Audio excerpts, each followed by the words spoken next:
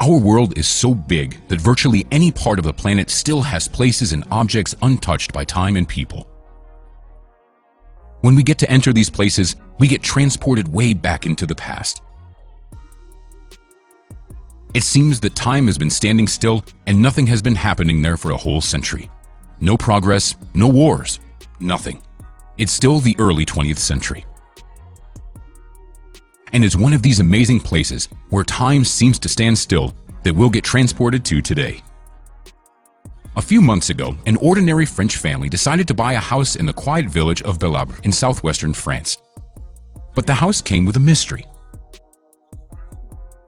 It looked like an old house from the mid-19th century with many rooms, long hallways, wine cellars, and a large plot of land. They noticed that some windows were visible from the outside, yet the new owners couldn't find them inside the house. Then the owners realized that there was a room in the house with no entrance. As it turned out later, it was walled up with bricks almost 100 years ago. Of course, the new owners couldn't ignore it and decided to find out why and who hid this mysterious room. But the most important question was, what was inside that room? Having dismantled the masonry, the new owners traveled back in time and locked eyes with the first owner of this house. The walled-in passage hid the bedroom of 22-year-old French Army Lieutenant Hubert Rocheroux. It was his photograph hanging on the wall that greeted the new owners of the house. As they later learned, Hubert served in a dragoons cavalry regiment in World War I and died in the village of Locher, Flanders, a region in Belgium, on April 26, 1918. The man was initially buried in a British cemetery, but was moved to a graveyard in his hometown village of Belabre in 1922 and awarded a medal for courage in battle after his death. The man's parents, heartbroken from the loss of their beloved son, couldn't come to terms with his death and decided not to touch anything in his room. They bricked up the entrance to his room, thus keeping everything exactly the way Hubert left it in 1915 on the day he left the house for the last time when he went to the front. The lieutenant's household promised each other that they'd never, and under no pretext, enter his bedroom. Time went by, and another 13 years later, in 1935, the Rocheroux family had to move out of their estate and leave Belabre. His parents gave the house to the French general Eugène Brideau on the condition that no one would touch the room for at least 500 years. Brideau promised to honor the wishes of the previous owners and make sure that the room doesn't get opened as long as he's alive.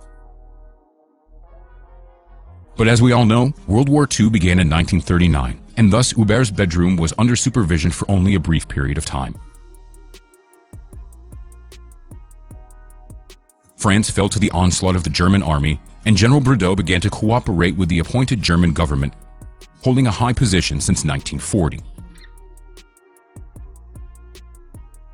When the war was over, the general fled to Spain to escape punishment, but he was detained there in 1955 and sentenced to death, after which the house was confiscated and put up for sale. It was purchased by the granddaughter of General Brideau, together with her husband, Daniel Fabre. But the new owners of the house knew and remembered the Rocheroux family's request and also didn't touch the room for the deceased lieutenant. Daniel and his wife have lived in the house for almost 70 years, since 1955 and until 2014, when Daniel passed away. A whole generation grew up here, children and grandchildren of the family, but no one ever entered the secret room. From 2014 to 2020, the house didn't have any owners. When the new owners bought it at an auction, they knew nothing about the 102-year-old tradition of not entering a room in the house. So they opened it without giving it any thought. But after seeing what was inside, they couldn't stay indifferent. All the objects in the room were true antiques. At first glance, they seemed to tell us the life story of the former owner. Time has stopped here a long while ago. The portrait of Hubert Rocheroux hangs on the wall as if welcoming the new owners. His drawings and books, which are almost 110 years old, are lying on the table. His medals, a military cross, and the Order of the Legion of Honor lie on the young lieutenant's bed, as well as the photographs of his friends, many of whom also didn't get to return home from the same war. Some things have long been eaten by moths, such as an old uniform in the middle of the room, exactly where Hubert left it. There's a bottle with earth on the table. The inscription on it says, "The earth of Flanders, in which our dear child fell and which kept his remains for 4 years." An old cavalry sword still hangs on the wall, and an old bed stands under the portrait. Even the chair that the owner of this room once sat in is intact so many years later.